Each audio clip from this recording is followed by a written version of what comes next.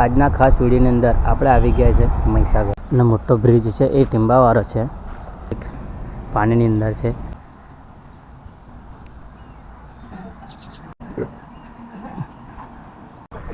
આ રીતના કંઈક ખાવાનું કુંડ છે. મહીસાગર માતાના દર્શન તમે કરી શકો છો. તો આ રીતના કંઈક મંદિર છે, તો અહીંયા પણ તમે જોવાનું ભૂલતા નહીં.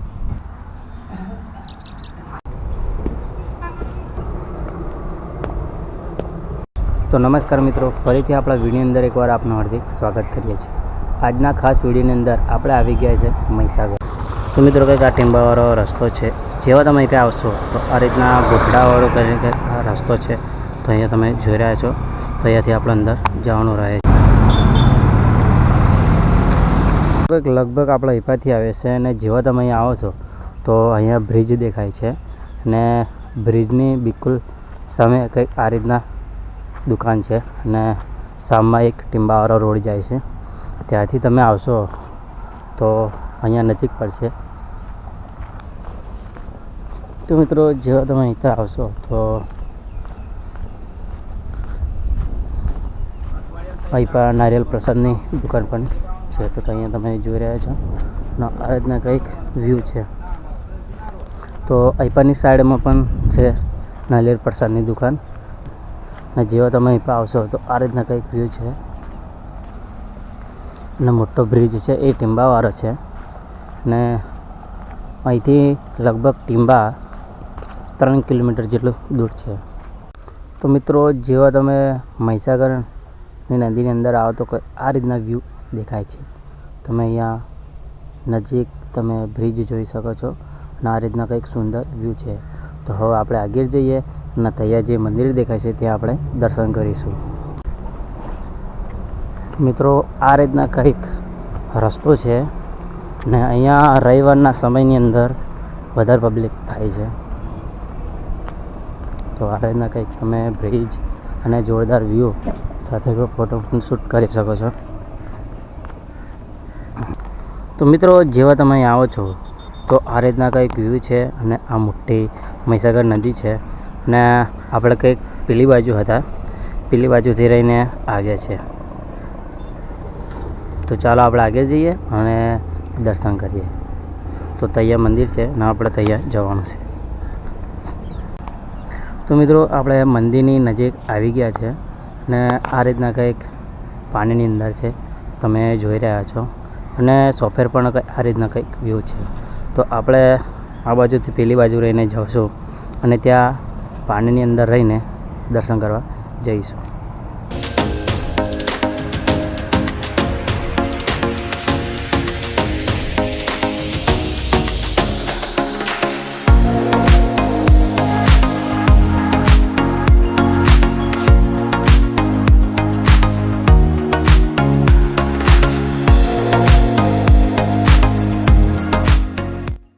તો જોવા જઈએ તો આ રીતના કંઈક દુકાન રવિવારના સમયે અને અમુક તહેવાર હોય તે સમયે ખુલે છે. તો અહીંયા તમે જુઓ બધું બાંધીને રાખ્યું છે. તો રવિવાર હોય તો આ બધું ખુલી જાય છે. તો આ રીતના કંઈક વ્યૂ છે. તો આપણે ચાલો જઈએ દર્શન કરવા.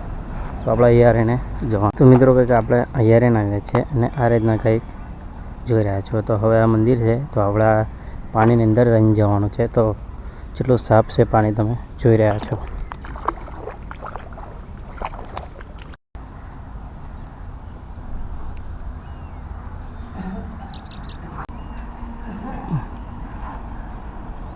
તો ચાલો મિત્રો આપણે દર્શન કરવા જઈશું. તો તમારે અહીંયા પણ પાણીની અંદર રહીને જ જવાનું હોય છે. તો એક હવન કુંડ છે તમે જોઈ રહ્યા છો. આ રીતના કંઈક હવન કુંડ છે.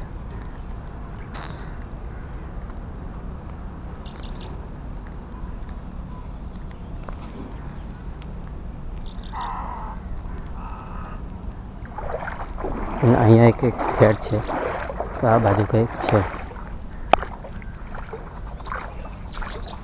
તો મિત્રો જેવા તમે અંદર આવો છો તો આ રીતના કંઈક જારી આવેલી છે અને આ રીતના કંઈક જારીસ. તો અહીંયા આવ્યા છે ને આ એક મંદિર છે, તો આપણે દર્શન કરીશું. તમે અહીંયા દર્શન કરી શકો છો. અહીંયા પણ તમે દર્શન કરી શકો છો. અહીંયા રામાપીરના છે અહીંયા, ને આ જે છે મહીસાગર માતાના દર્શન તમે કરી શકો છો.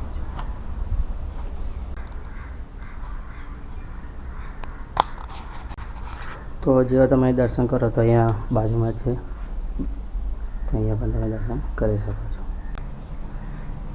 તો આ રીતના કંઈક મંદિર છે.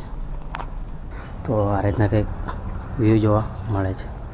તો અહીંયા જોરદાર ધજા સાથે એમાં લખેલું છે અને ત્રિશૂળ પણ મારેલું છે. મિત્રો જોઈ રહ્યા છો, અને આ મંદિરની સોફેર પાણી છે. પાણી જોઈ રહ્યા છે, મંદિરની સોફેર પાણી છે. અને સામે ટીંબાવાળો પલ છે, અને અહીંયા બ્રિજ છે રેલવે લાઈન. તો મિત્રો કોમેન્ટની અંદર જય મહીસાગરમાં લખવાનું ભૂલતા નહીં. અહીં પાણી કેટલું ચોખ્ખું છે તમે જોઈ રહ્યા છો, અને માછલીઓ પણ જાય છે. અને આ રીતના કંઈક મંદિર છે ને પાણીની અંદર.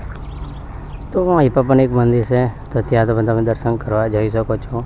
અને અહીંયા આપણે દર્શન કર્યા તે જગ્યા છે, અને આ છે હવનકુંડ, જ્યાં તમે હવન કરો છો તે જગ્યા છે. અને ઘણા બધા અહીંયા હવન કરવા આવે છે. તો આ ત્રિશૂળ છે અને આ સોફેર પાણી છે. તો જ્યારે તમે ફ્રી થાવ તો આ જગ્યાએ જરૂર આવો. આ ટીંબાની એકદમ નજીક છે. તો આ રીતના કંઈક સરસ વ્યૂ છે.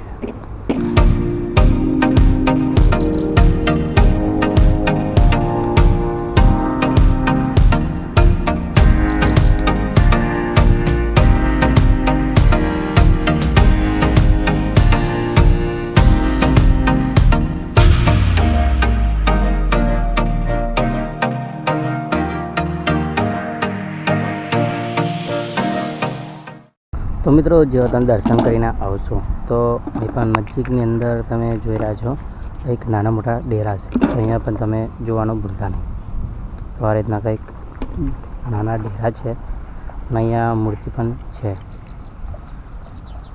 અને આ રીતના કંઈક પાણીની અંદર મંદિર છે. તો જોરદાર જોવાની મજા આવશે અને દર્શન કરવાની પણ મજા આવશે.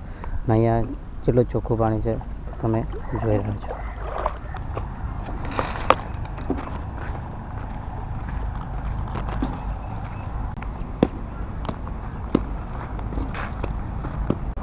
તો મિત્રો જો તમે અહીંના દર્શન કર્યા હોય અને જો આ મંદિર જગ્યાએ આવ્યા હોય તો કોમેન્ટની અંદર જણાવો, કે જે નથી આવ્યો તે પણ આ જગ્યાની મુલાકાત લો.